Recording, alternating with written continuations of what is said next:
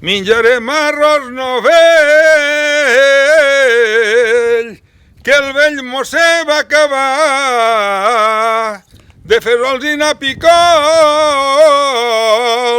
Me n'has començo a cansar de faves seques també, i tampoc no tenim pa. Ale, ale! Per fer els treballs de l'arròs s'han de tindre un parell d'ous. Les faenes són pesades i no pots menjar el que vols. Sort de les tenques i anguiles i l'arròs col i fesols. Per replegar la collita s'ha de patir i sofrir molt. Treballar 15 o 16 hores, no n'hi ha prou de sol a sol. Hem de pagar el que devem i hem de començar de nou. Per al batre se cantaven un tipus de tonada i un tipus de cançons, perquè al batre se feia una tonada que d'alguna manera marcava el trot de l'animal, saps? I venia bé de quan en quan, entre el mig de la cançó, fer un parèntesi i li feia ale, ale, saps? Arrieu, que encara et dec, per exemple, perquè tothom comprava fiat en aquella època. I llavors no ho sabia això, potser era gandula, anava a espai, i l'amo tenia sentit de l'humor, li feia arrieu, que encara et dec, puc dir, afanya't. I bueno, anècdotes així n'hi havia, perquè no hi havia ràdio ni electrificació i la gent pues mos divertíem a la nostra manera. I una de les maneres que teníem a l'abast cada dia era a les colles de treball cantar-nos cançons, saps? Era tothom hi cantava. Uns tenien més gràcia, els altres menys. N'hi havia un que ni se n'inventava cap, ni ne prenia cap de ningú, i només cantava lelo, lelo, lelo, lelo, lelo, lelo, lelo, la, i així tots els dies i tota la vida. I mon pare feia, hòstia, si és cap sot. I un dia li va cantar, la cançó del lelo, lelo, és molt bona de cantar, saps començar el lelo, lelo, i s'acaba el lelo, la. Si has de cantar el lelo, lelo, te valdria més callar. I aquell se queda així i diu, me cago en l'hòstia, ara sí que m'ha tocat los collons el tio Fernando, ja que he de cantar jo. Cada un dia el que sentia i tal com era. Hi havia que fer sentit d'humor, hi havia que era dramàtic, hi havia de tot. La Clarona està molt bona, però la Sílvia també, però són tan diferents com el conyac i el cafè, i em faria un caraquillo i quedaria molt bé. I ja s'aixequen a l'aire, bueno, i després venen i, oncle, molt bonica aquella cançó, molt bonica. El carajillo rea. No te'l paguen, Però me donen el número de telèfon. De tota la vida, quan en les jotes, lo típic, per a fer gràcia i disfrutar tothom, sempre ha existit lo picadillo o la picardia. Llavors, això són dues coses que fan divertir molt a la gent. Els que canten i els que escolten. El que passa és que ara, no sé si és que jóvens sou tan laics i sou tan... no sé. No, també passa que antes sí que se diuen molt més les coses i després va haver un moment en què la gent, com que els contractaven per anar a cantar por ahí, pues anaven a fer el pilota que l'havien pagat, no? Si et paga l'alcalde de tal puesto, pues, oi, saludo al senyor alcalde, les autoritats, sí. No? I perd una miqueta el missatge. Jo, pues, igual ne canto de verdes i que pico molt a Sílvia o a Nesta o a l'altra, com ne canto de molt de política profunda, saps? Sí. Per exemple, ne vaig cantar una que dia: a Madrid mos diuen nazis perquè volem llibertat. Vam ser independents i lliures i mos van fer un cop d'estat. Ja fa 77 anys i encara no s'ha acabat. Saps? La tonada és esta. Sí. A veure, el picadillo pot ser de moltes maneres. Pots dir a un, pues què sé jo, que és una mica tonto, a l'altre que és una mica lladre, a l'altre que és calent, a l'altre que... ja sé jo. Però de política en aquella època res. No podies, perquè te tancaven a la presó i... Per cantar. Sí, per cantar i... Home, cantant se poden dir coses. Llavors, si dius algo que no era afín al règim, ja estaves. Ho havies de dir en diplomàcia, també. No et penses, saps? Carajillo. Però, bueno, sí, una mica el carajillo. Però per dins de la Rosà no estaven. La Guàrdia Civil i els fascistes i això no estaven dins la Rosà. I dins la Rosà el teníem molt d'esgambi. Si puc vendre a l'extra per l'or, podré guanyar molts diners, però si me'l prenen ells, a mi no em quedarà res. Aquell que tingui la culpa, ojalà Déu rebentés. Si me'l fico a la barraca, ells me'l trobaran de cop. Me'l ficaré a la pallera i a la vora d'un gos mort. Aquell que no s'espavile segur que durarà poc. A la pallera, colgat de palla, ficàvem un gos mort i feia pudor. La Guàrdia Civil, és la pesta. Vámonos. Fèieu les 1001, Home, era supervivència. Oncle, tu has d'estar content, que fas la feina ben feta. Sempre que cantes la jota, me deixes molt satisfeta. I a més d'estes terres, oncle, tu ets un gran poeta. Ole, és tan sap. Clar, quan vaig conèixer l'oncle i després al cap del temps de veure la llar, d'anar coincidint en ell, clar, des d'un punt de vista d'un nou vingut dins el món tradicional, perquè és així, vull dir, tu interès per la teva tradició, la teva cultura, doncs a mi m'ha vingut tard, ha sigut així. I què feies abans? Estudiava i sortia a ballar, techno, house i coses En discoteca? Ballar, sí, ballar. El ball, m'agradava molt ballar. La música la tenia dins, però a nivell rítmic. Jo cantar no havia cantat en la vida, tocar cap instrument tampoc, ballava. Home, és diferent en el sentit de que vaig arribar un dia a un bar i em trobo com ara estem nosaltres a taula, 3 o 4 persones més, uns en una guitarra i cantant, no? I mentre cantaven, fent això que estem fent ara, no? Mirar-nos, no? Compartir una complicitat, una il·lusió, fent música junts, no? És una cosa que jo no havia vist mai, perquè sí, tu que escoltes concerts i veus coses, però fem música junts, la complicitat d'estar cantant el mateix i de participar tots i de tindre tots una mica... Doncs això és genial. Llavors, clar, hi ha gent, hi ha referents grandíssims que això ho han fet tota la vida, o sigui, el que jo veig com algo extraordinari és el que es feia sempre. Sí.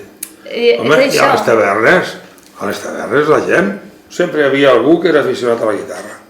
Portaven un parell de guitarres i la gent de la taverna a cantar i a fer, saps? Això aquí se feia a les colles de treball, a les tavernes. Sí, era... T'havies de divertir en coses molt simples. T'havies de fer tu la música i la festa i t'ho havies de fer tot. No hi havia ni diners, ni millos, ni teatres, aquí no hi havia res. Jo això ho donava per perdut. Dic, la joventut, això mai s'hi enganxaran, perquè ho ignoren, ho desconeixen i comptar. De la música de rebombori que jo dic, de la discoteca, surt boig. A tot això hi ha una distància com d'aquí a la lluna. Jo dic, no s'hi enganxaran mai. I bueno, la meva gran sorpresa és veure que sí, que s'hi han enganxat i que els agrada i que cada setmana venen i canten i i fan música, importen de noves i s'interessen per tot. Ballant comparteixes amb la gent el ritme i cantant comparteixes un missatge, comparteixes una tradició, un contingut, però l'essència és compartir, no? Al cap i a la fi. Llavors, el que crec que ha passat és el que deia l'oncle, que la gent no ho coneix. Si la gent jove conegués o hagués tingut més contacte en aquests moments de bar, de cantar, jo crec que moltíssima més gent estaria fent el que fem nosaltres ara com a algo super raro, no? Jo crec que és... Hi ha coses que no les acabo d'entendre massa. Nosaltres, degut a l'època, que no hi havia mitjans, ni cotxes, ni diners, res. Claro, si no tens diners no tens bicis. Jo el que no veig racional, no tots, molta gent que surten, venen a sortir allà a les 12 o a 1 de la nit. Home, no em toquen els collons. Que a aquesta hora ja fa hores que jo dormia. A aquesta hora ja has de fer la primera sonada, que l'endemà has de treballar. Surten a la 1 de la nit i se fan un munt de cubates, si t'encantes s'esnifen, es foten droga, porros, que tot això va en contra de la salut. I quan un va mig dopat, no sap el que fa. És nulo. Si fot un polvo, no s'aclareix. Ni el disfruta, ni se n'entera. Perquè va col·locat, no sap res. Doncs quin sentit té que et gastes els quartos en una cosa que et fa mal i que tu no ets apte per a res. Ho entens? I l'endemà, les mares, que la xiqueta dorm. El meu té 30 anys, la xiqueta.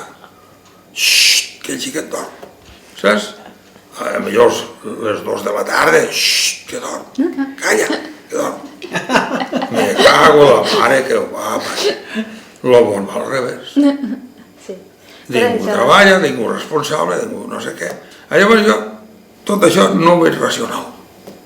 No ho veig racional. Tu veus com ell? Sí, absolutament. Jo he viscut el món de la nit, vull dir, jo que sortia a les 7 del matí per ballar i allò era, pues, al final dius, bueno, s'acaba la nit, en la gent en què has estat, els teus amics, pues, perquè els coneixes, però la gent, entre que va mig beguda i tot, tu parles i l'endemà igual no se'n recorden de lo que vas parlar, llavors per què serveix? Has perdut un temps. Claro. Vivíem a una barraca, la família molt units, dormien tots en canyissós, no podíem tindre llits, menjàvem el que teníem, igual els grans que els petits, eren temps de gran duresa. L'amor per a mi és el principal, és el que mou el món. Sense amor, el món cauria igual que un plàtan madur.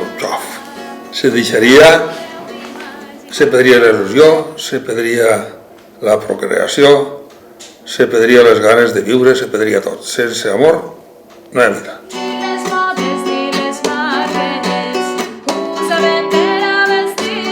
Perquè l'amor abarca tot, abarca des de l'amor de parella hasta l'amor dels fills, l'amor per la naturalesa, l'amor per la faena, l'amor per... I totes les coses que es fan en amor, disfrutes fent-les.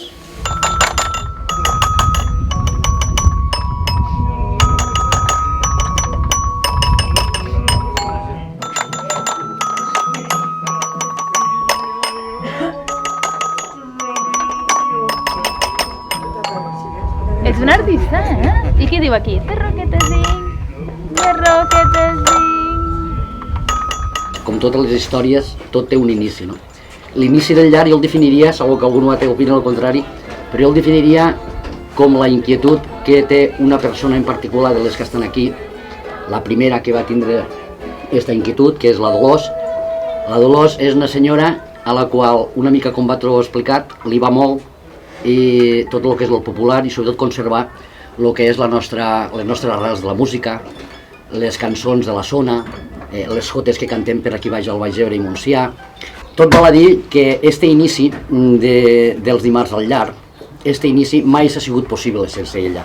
Sense ella s'ha sigut inviable, no? Perquè no s'ha sigut... Va ser el naixement d'un riu, doncs el naixement del riu ha sigut ella, no?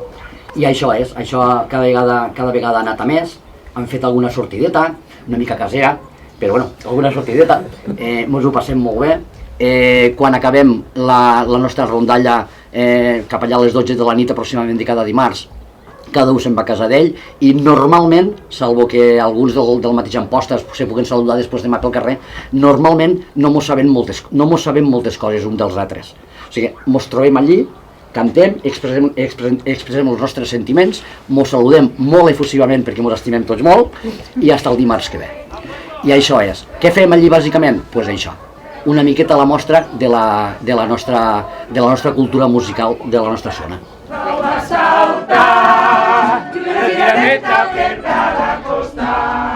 La veritat és que ens feia molta il·lusió de poder aconseguir un local, que poguéssim tornar a mantindre aquesta música tradicional que semblava que s'estava acabant.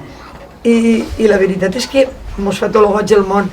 Lo bonic del llarg és que som gent molt diversa, que no tenim res que veure un amb nosaltres, que tal com deia Pepito, ens estimem moltíssim, però que no tenim una convivència diària, no? Llavors, la veritat és que ha sigut molt bonic, gent no professional, perquè la veritat és que ningú és gent professional, que haguéssim aconseguit una mica consolidar, perquè al fi al cap farà quasi 3 anys. Farà 3 anys i això, Déu-n'hi-do, cada dimarts allí, i veus que hi ha gent que no ho sabia, però que, ostres, jo no sabia aquesta història d'ella, però que bonic. Ah, doncs sí, doncs vinc, doncs m'agrada.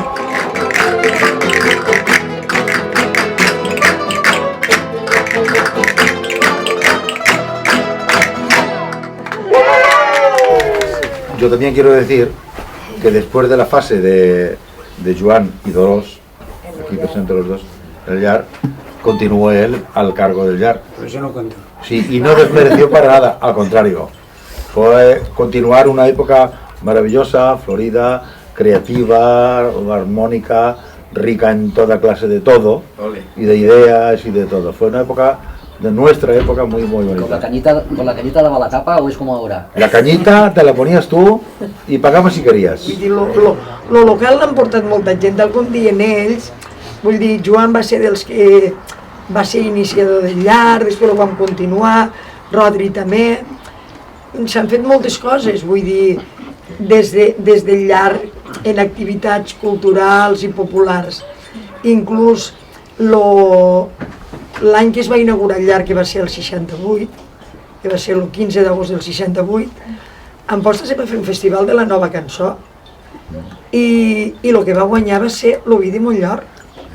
Vull dir, és que s'han fet moltíssimes coses i per a nosaltres poder engegar tot això ha representat moltíssim.